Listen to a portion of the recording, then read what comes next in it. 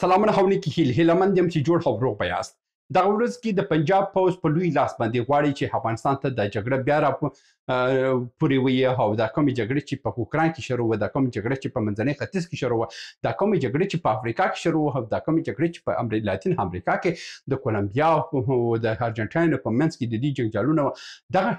ټول جنجالونه د نړۍ څخه برته راټول کړي او دا راوړي په افغانستان لمن ته برته ورواچي. دا ځکه ورواچي چې مخکې مې هم تاسو ته ویلي وه چې دا جګړه که د افغانستان د لمن څخه وځي نو ټول نړۍ به ور واخلي، خو له بده مرغه نړیوال ټوله کوشش کوي چې دا جګړه په همدغه نقطې کې باید ګرم وساتل شي. چې دا ګرم وساتل شوه نو دا به د نړۍ ټوله لوري به همدغه تنور کې به دوی خپل لوبې کوي او په منځ کې به افغانان وژل کېږي، تباه کېږي. نن په دغه ویډیو کې تاسو ته وایم چې د پنجاب اجیر پوځ ولې غواړي چې دا جګړه دلته په افغانستان کې ګرمه وساتي او ولې د نړۍ جنګونه راوړي افغانستان ته. زه پر دغه موضوع باندې خبرې کوم، تر اضافي خبرې تېرې شو. په نقشه باندې زه ځم، زه دغه ټولې خبرې تاسو ته ځکه وایم چې تاسو په نقشه باندې باید پوه شئ. ګوره دا اوس کې زه تاسو دا نقشه لا هم پکښې کې دلته وړه کړم چې تاسو په صحیح معنا باندې د دغه جګړې په اصلي هدف باندې پوه شئ چې ولې غربي هېوادونه غواړي چې دا جګړه دلته د دې ځای څخه ووځي او برته ولې غربي هېوادونه غواړي چې جګړه برته د نړۍ څخه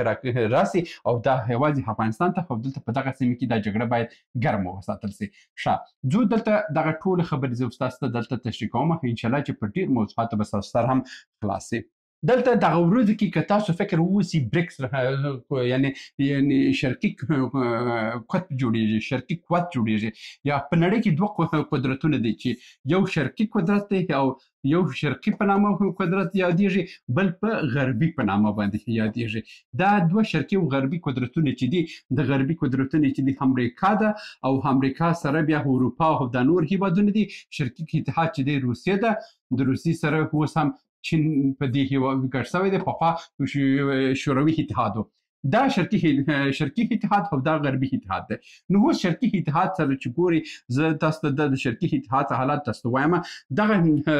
ځای څخه چې تاسو دا وینئ، دا دغه ټوله دا سیمه چې ده دا شرقي اتحاد جوړوي. دا شرقي اتحاد دی چې دا شرقي اتحاد د نړۍ ټوله معدنیات په همدغه سیمه کې پراته دي. او که راسو د برکس هېوادونه چې بیا اوس شروع کېږي چې په هغه کې برازیل دی، په هغه کې روسیه ده، په هغه کې ساوت افریقا ده، په هغه کې هندوستان دی او په هغه کې چین دی. دا برکس هېوادونه چې دي دا هېوادونه سره یو ځای کېږي او دا چې سره یو ځای شوه دا یو بل دغه شرقي قوت لا هم قوي کوي. نو اوس غربي هېوادونه په دې فکر کې دي که دلته جګړه په اوکراین کې دوام پیدا کوي، دا سیمه کې دا جګړه پیدا کوي، نو دا اروپا دروازه ده او که دا جګړه د اوکراین څخه ختمه شوه، مستقیمه دا جګړه مستقیمه راځي اروپا ته او اروپا ناحمله کېږي. او اروپا که ناحمله شوه نو دا قدرت د دې سیمې څخه ټوله روسیې ته په لاس ورځي او چین ته په لاس راځي او چین به د نړۍ ټول قدرتونه دوی خپل تر لاسه راوړي. نو ځکه هم دوی وایي چې که د دې سیمې څخه دا جګړه اخلي نو دا باید برته افغانستان ته راسي، که د اوکراین څخه دا جګړه راسي نو دا باید برته افغانستان ته راسي. دلته راله د دې ځای د دغه افغانستان ګټه څه ده؟ دا ځکه ګټه ده چې په دې سیمه کې هندوستان پروت دی، په دې سیمه کې چین پروت دی، په دې سیمه کې روسیه پراته ده او افغانستان په د دوی د په منځ کې یو ترانسپورتي نظام جوړوي چې هند څخه روسیې ته، د روسیې څخه بیرته هند ته، نو د چین څخه بیا روسیې ته، روسیې څخه چین ته. او دغه سیمې چې دي دا د افغانستان په نړۍ کې یو تر ټولو د ترانسپورتي هب امکانات شته چې ډاکټر صاحب اشرف غني دا خبره کول، خو هغه په دغه خبرې باندې بیچاره ولاړی، خپل وظیفه هم د لاسه ورکړه خو دا تبه یې هم شوه دلته. نو اوس که افغانستان همن شو، که افغانستان همن شو په دغه سیمه کې دلته ور څه کېږي؟ په دې ځای څخه د چین څخه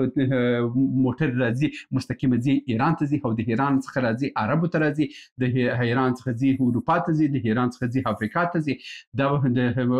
د ایران څخه ځي سمندر ته ځي. بیا د دې ځای څخه وګوره چې عرب برته راځي افغانستان څخه بیا ځي چین ته ځي، مثلا د اروپا افریقا برته راځي د افغانستان له لارې راځي چین ته راځي، اروپا د افغانستان له لارې برته راځي چین ته راځي. دا ترانسپورتي لاره ده چې موږ که د امن شو، د امن کېدو سره دا ټوله د ټولې نړۍ دروازه پر واخان باندې خلاصېږي او د چین سره ارتباطات جوړېږي. دا خو د چین ګټې دي. بل که زموږ حالت سم شو، موږ ارتباطات سم شوه یعنی د هند د مرکزی اسیا هیوادونو سره خپل اړیکې زموږ د لارې جوړیږي برته مرکزی اسیا هیوادونو د هند سره خپل اړیکې جوړیږي مرکزی اسیا هیوادونو د کراچي سمندر سره خپل اړیکې جوړیږي دا ټول چې سره یو ځای کې دلته ویني چې دا افغانستان چې د یو ترانسپورتي هب جوړیږي یعنی موږ که نور ګټې ونه کوو موږ بل کاروبار ونه کوو یوازې د نړۍ د دغه ترانسپورت څخه هم موږ ګټې واخلو نو موږ کولی شو د کال څخه 10 میلیارډ ډالر یوازې د ترانسپورتي ګټو څخه موږ په د ماښام ډوډۍ پیدا کوو همدا اوس په افغانستان کې نږدې ډېر پیدا سي 12 میلیارډ ډالر په تجارتو په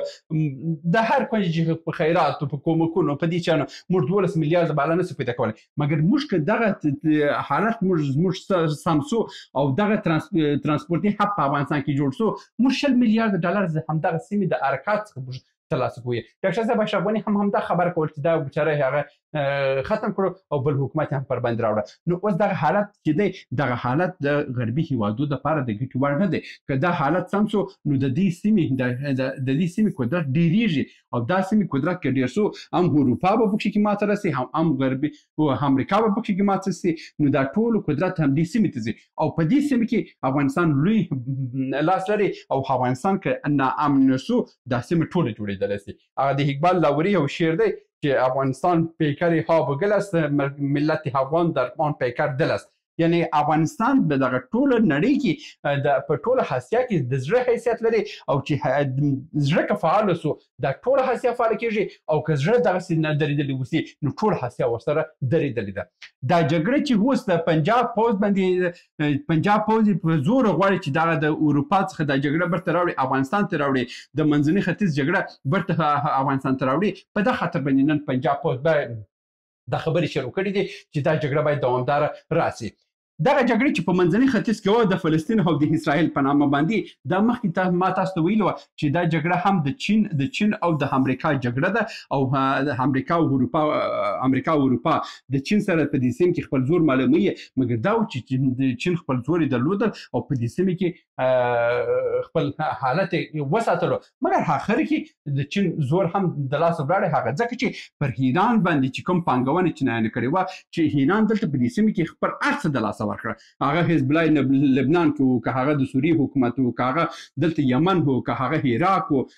او که هلته فلسطین و دغه ټوله سیمه کې ایران خپل قدرت د لاسه ورکړو چې اوس دا یې د لاسه ورکړو نو د امریکا او اروپا دا جګړه دلته ختمه کړه د سولې په نامه باندې دا جګړه ختمه کړه نور د ایران لاس یې د دې ځای څخه کته کړو د دې د کته کېدو سره نور دلته دا جګړه په کار هم نه ده دا جګړه برته راځي افغانستان ته راځي او که دلته افغانستان ته رانله دا جګړه برته دلته وراخلي نو د ځکه دوی غواړي چې ژر تر ژره شرقي اتحاد قدرتونه چې دي هغه راوړي افغانستان کې مصرف کړي که په افغانستان کې مصرف شوه دا ځای برته امن کېږي د دې ځای امن چې دی دا د عربو په ګټه دی عرب هم دا جګړه نه غواړي دلته اروپایان هم دغه جګړه په دغه ځای کې نه غواړي چې اردوغان ماما یې په رهبري کې دی دلته افریقایي هیوادونه هم نه غواړي دلته خپل نتنیاهو هم نور نه غواړي وایي جګړه نور بس ده مګر دلته که دا جګړه شروع کېږي په دې جګړې کې نه نتنیاهو شته نه عرب شته نه غربی شته نه اروپایي شته په دې کې یو خوار افغان دی او ورسره دلته یو هجر پوځ دی چې د پنجاب دا جګړې ته ور هچي او دا جګړه دوامداره کوي تر څو جګړه دلته راسي او د دې جګړې سره د نړۍ نور فشارونه چې پر غربي هیوادو دي هغه ختم شي او دلته شرقي اتحاد تر زور لاندې او تر فشار لاندې وراسي د هیله چې یو څه ترلاسه کړي اوسي او اصلي هدف هم دا دی دا جګړه له بده مرغه وایم چې دا دوامداره کېږي دا ویډیو به تاسو په راتلونکي کال کې زه تاسو ته وایم چې تېر کال ما دا خبرې تاسو کړې وه او له بده مرغه دا خبرې په تېر کال کې راتلونکي کال کې به عملي شي خدای دې وکړي دا عمل نه شي او هیله یم چې د چین او روسیې قدرت دلته خپل زور ووایي او په سیمه کې دا جګړه پرې نږدې چې دا حالت برته افغانستان ته راسي دا و د نن ورځې ویډیو هیله مند یم چې څه مو ترلاسه کړي اوسي تر بیا هم په الله سپارم ښې چارې سلامونه موږ ډېر موضوعات جوړ کړي دي که سیاسي موضوعات غواړئ ووینئ نو دلته کلیک کړئ او که غواړئ اقتصادي موضوعات وګورئ نو دلته کلیک کړئ او که غواړئ چې د تل لپاره راسره واوسئ نو دلته کلیک کړئ او چینل سبسکرایب کړئ